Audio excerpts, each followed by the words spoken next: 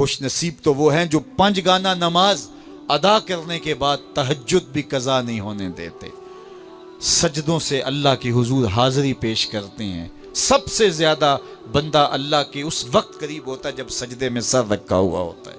انسان کے اشرف اعضاء اس کے سر میں ہیں، بولنے کی قوت زبان سر میں، دیکھنے کی قوت آنکھیں سر میں، سونگنے کی قوت ناک سر میں، چکھنے کی قوت زبان سر میں، سننے کی قوت کان سر میں، سوچنے کی قوت دماغ سر میں، اور سر مالک کے در پہ۔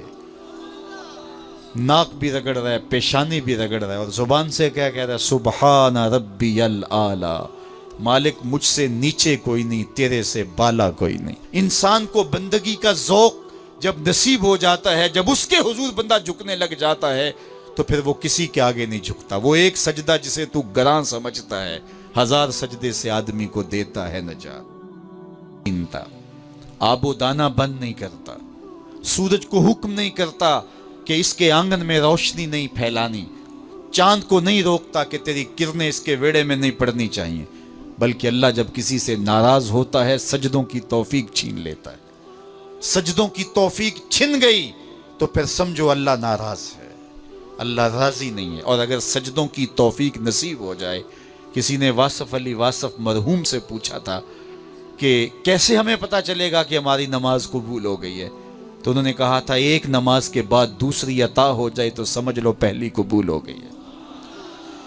تو نمازوں کا نصیب ہونا یہ اللہ کی رضا اور اللہ کی خوشنودی کی دلیل ہے، اور سجدوں کی توفیق کا چھن جانا یہ اللہ کی ناراضگی کی دلیل ہے۔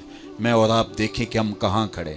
دیکھیے دولت تو کفار کو بھی ملتی ہے، اللہ دولت اسے بھی دیتا ہے جس سے راضی ہے، اسے بھی دیتا ہے جس سے نہیں راضی، لیکن سجدوں کی توفیق اسے ہی دیتا ہے جس پہ وہ راضی ہے۔ تو 5 گانا نماز شعار زندگی بنا لیجئے، نماز قضا نہ ہونے پائے۔ قیامت کے دن بے نمازی اس صف میں کھڑا ہوگا جس صف میں نمرود کھڑا ہوگا، جس صف میں حامان کھڑا ہوگا، قارون کھڑا ہوگا، شداد کھڑا ہوگا۔ مجھے بتائیے ہم میں سے کوئی یہ گوارہ کرتا ہے ہم اس صف میں کھڑے کر دیے جائیں جہاں دشمنان خدا کھڑے ہوں؟ آج کوئی نماز پڑھے یا نہ پڑھے، حشر کے دن حکم ہوگا کہ اللہ کے حضور سجدہ کرو۔ ہر کوئی سجدہ کرنا چاہے گا، جو نہیں پڑھتا وہ بھی کرنا چاہے گا، لیکن بے نمازی کی کمر اکڑ جائے گی، وہ آرزو رکھنے کے باوجود سجدہ نہیں کر پائے گا۔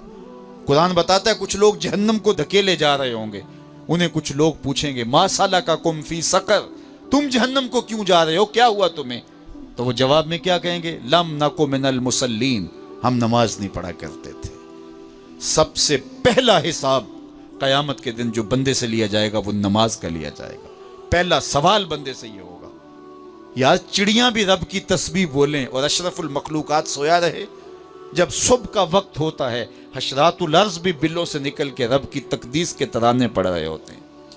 درختوں کی شاخوں پہ چڑیاں پرندے وہ بھی اللہ کی تقدیس کے ترانے پڑھ رہے ہوتے ہیں، حشرات الارض بھی اس کی تقدیس کے گیت گا رہے ہوتے ہیں، اور اشرف المخلوقات خراٹے لے رہا ہو۔ اس سے بڑی بد نصیبی کیا ہو سکتی ہے؟ آئیے 5 گانا نماز شعار زندگی بنا لے۔ اس مجلس میں اگر کوئی بے نمازی ہے تو آج عزم مصمم کر کے یہاں سے لوٹے کہ آج کے بعد نماز نہیں چھوڑوں گا۔ اور اگر آپ 5 گانا نماز کی عادت رکھتے ہیں تو آپ کو مبارک ہو، لیکن یہ عزم کر کے جائیے اپنے گھروں میں، اپنے اعزاء و اقرباء اور اپنے دوستوں میں اس زور سے تلقین اور تاکید کریں گے نماز کی کہ وہ پکے نمازی بن جائیں گے۔ بندہ بندگی سے سجتا ہے، زندگی آمد برائے بندگی، زندگی بے بندگی شرمندگی۔ اگر زندگی میں بندگی نہیں تو زندگی کے پلے ہے کیا؟ علماء نے لکھا ہے کہ یہ سارے درخت حالت قیام میں ہیں، چوپائے حالت رکوع میں ہیں، مینڈک تشہد میں ہیں، اور حشرات الارض سجدے میں ہیں، اور انسان اشرف المخلوقات ہے۔ اس کی عبادت میں درختوں کا قیام بھی رکھا گیا، اور رکوع بھی رکھے گئے، اور سجدے بھی رکھے گئے، اور قعدے بھی رکھے گئے، اس لیے تاکہ اس کی عبادت تمام مخلوقات کی عبادات کی جامع بن جائے۔